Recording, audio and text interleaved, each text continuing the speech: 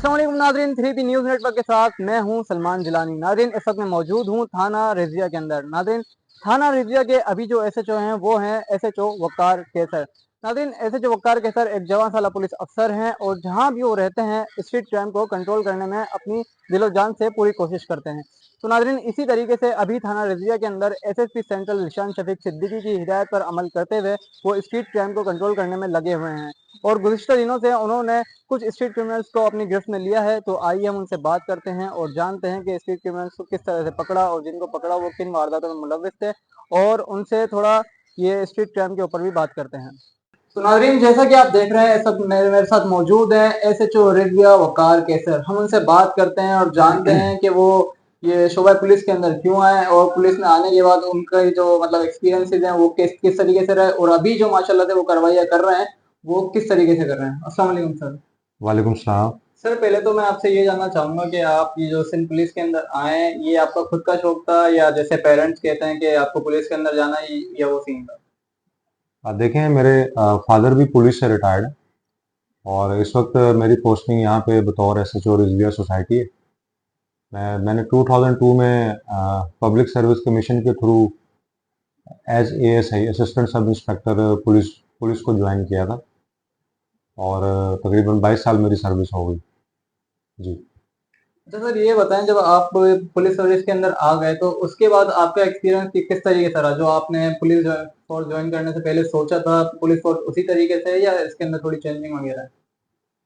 अब देखें, मुझे मेरा पैशन रहा है क्राइम के अगेंस्ट फाइट करने का, और मेरी जो 22 साल सर्विस है ये सारी की सारी पुलिस स्टेशन की है। मुख्तलिफ थानों में मैं रहा, एज ए इन्वेस्टिगेटिंग ऑफिसर मैंने काम किया 10-11 साल इन्वेस्टिगेशन में, और पिछले कोई 7-8 साल से मैं बतौर एसएचओ ड्यूटी कर रहा हूँ।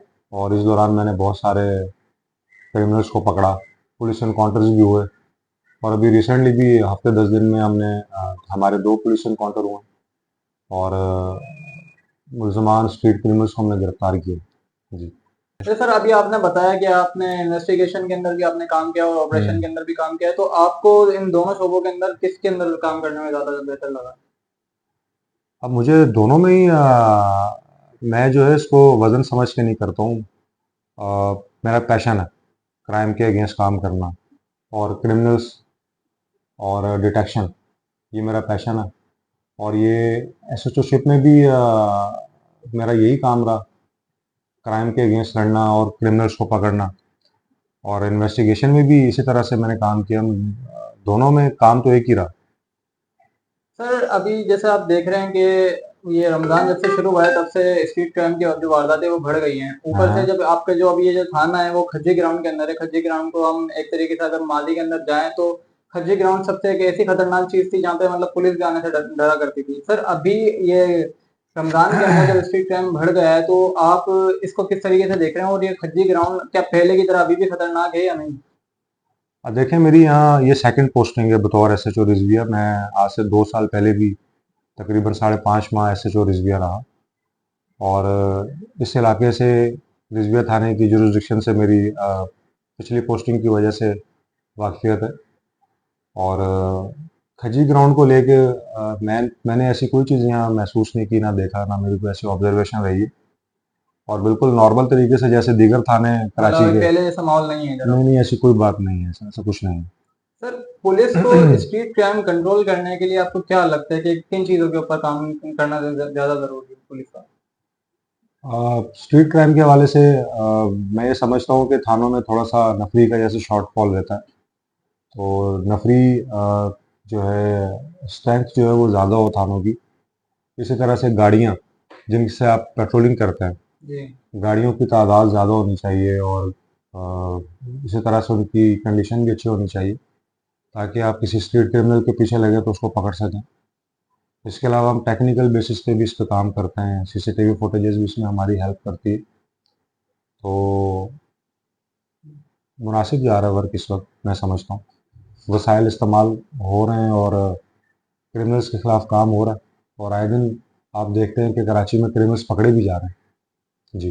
सर, अभी रिसेंटली पता लगा कि आपने मुल्जिमान को अपनी गिरफ्त के अंदर अंदर लिया है, तो सर उनके बारे में मुझे थोड़ा ब्रीफली बताएं कि वो उनको आपने कैसे पकड़ा और वो किन क्राइम के अंदर मुलविस थे, और मतलब आपने कोई गैंग पकड़ी है या अलग अलग पकड़ा है, तो आप थोड़ा ब्रीफली बताएं।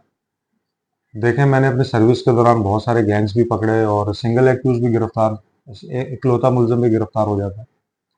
अगर रिसेंटली जैसे आप बात कर रहे हैं, तो अभी आज से हफ्ता भर पहले हमने एक यहाँ पे ग्रुप था जो सुबह 8 सवा 8 बजे के टाइम पे बेकरीज लूट रहा था, मिल्क शॉप्स लूट रहा था। अच्छा। और उनकी जो टाइमिंग थी वो थी सुबह 8 सवा 8 बजे। ये वो टाइम है जिस वक्त पुलिस नफरी शिफ्ट जो है वो तब्दील हो रही होती है, ड्यूटी चेंज हो रही होती है। तो उस वक्त थोड़ा सा पुलिस की प्रेजेंस रोड्स पे थोड़ी कम होती है। ये उसका फ़ायदा उठाते हुए दुकानें लूट रहे थे। तो इसमें इन्होंने मेरे एरिया में इस तरह से सुबह 8 बजे 2-3 वारदातें की, जिसमें हमारे पास सीसीटीवी फुटेजेस की मदद से और कुछ टेक्निकल बेसिस पे हमने काम करते हुए इन मुलजमान को जब हमने गिरफ्तारी के लिए गए तो हमारा इनसे इनकाउंटर हुआ और हमने इनको ज़ख्मी हालत में पकड़ा। इनसे स्नैच्ड फ़ोन रिकवर हुए, इनसे इलीगल वेपन्स रिकवर हुए। इसी तरह हफ्ता 10 दिन पहले ही ड्यूरिंग पेट्रोलिंग मेरी मोबाइल और मोटरसाइकिल टीम जो गश्त पे थी, उनका सुबह 5 साढ़े 5 बजे के टाइम पे मुलजमान के साथ मुकाबला हुआ। उनको रोकने की कोशिश की मशकूक जानते हुए, वो रुके नहीं और वो भागे। जब उनको पुलिस ने चेस किया तो उन्होंने पुलिस पर फायरिंग की और रिप्लाई में पुलिस की फायरिंग से वो ज़ख्मी हालत में गिरफ्तार हुए। तो वो भी जब उनको हमने गिरफ्तार किया और उनको इंटेरोगेट किया, तो मोर देन 50 से ज़्यादा वारदातों का स्ट्रीट क्राइम को उन्होंने इंकशाफ किया, बताया, जिनके अगेंस्ट काफ़ी थानों में केसेस ऑलरेडी रजिस्टर्ड थे जिसमें वो गिरफ्तार हुए और कुछ उनसे रिकवरीज भी हुई। तो ये रिसेंटली हफ्ता 10 दिन में हमने ये 2 ग्रुप्स गैंग्स पकड़े हमने। जी। अच्छा सर, अभी एक चीज़ है कि अभी जिस तरह स्ट्रीट क्राइम बढ़ता जा रहा है, तो देखा जाता है कि जो आम आवाम है, पुलिस को हटा के जो आम आवाम है, वो भी जानती है कि मुल्ज़िमान अगर ये चीज़ें छीन रहे हैं, तो अगर वो मोबाइल छीन रहे हैं, तो वो किस तरीके से इसका काम कर रहे हैं, किस तरीके से ये मोबाइल की जो IMEI है, सबसे पहले चेंज की जाती है, वो किस तरह से चेंज कर रहे हैं और कहाँ से चेंज कर रहे हैं, आवाम को ये भी पता होता है। सर, पुलिस के ऊपर एलिगेशन भी लगाई जाती है कि पुलिस को सब पता है और पुलिस मिली हुई है इस चीज़ के अंदर। तो सर, आप इस चीज़ को कैसे देखते हैं कि वाक़ई में पुलिस मिली हुई है इन चीज़ों के अंदर, और अगर पुलिस नहीं मिली हुई, तो पुलिस इन सब चीज़ों को कंट्रोल करने में काम क्यों नहीं कर रही है? देखें, ये जो आपने कहा कि पुलिस मिली हुई है, ऐसा तो खैर बिल्कुल भी नहीं है। और जैसे ही हमें काम के दौरान किसी इलीगल एक्टिविटी का पता चलता है, जैसे आपने कहा कि IMEI चेंजेस, IMEI चेंजर्स।